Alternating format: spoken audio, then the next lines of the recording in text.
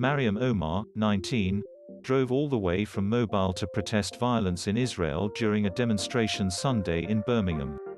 Omar's parents are Palestinians and moved to Alabama decades ago.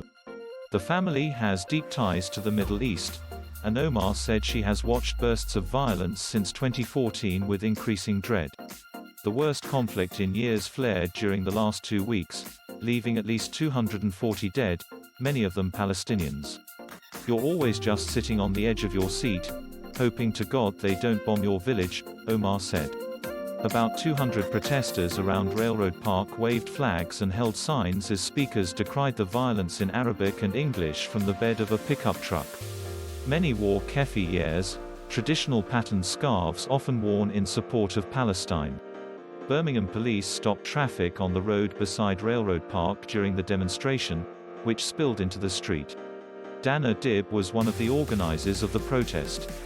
Her parents, who are Palestinian, fled to the United States during violence in the 1970s. She and other organizers said they wanted to raise awareness in Alabama about the conflict and the plight of Palestinians in Gaza.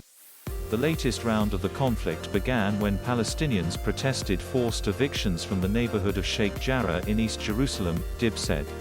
She said it's important for Americans to understand the roots of the current conflict and the role of the United States, which has long supported Israel.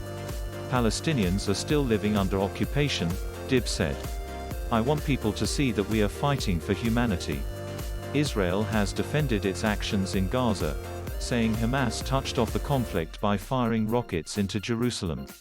The two sides negotiated a ceasefire on Friday, but Dib said she remains worried about the potential for more violence.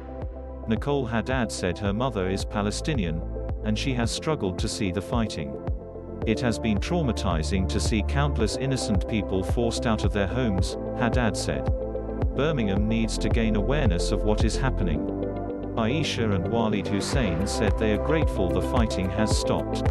But they also remain worried that it will not last.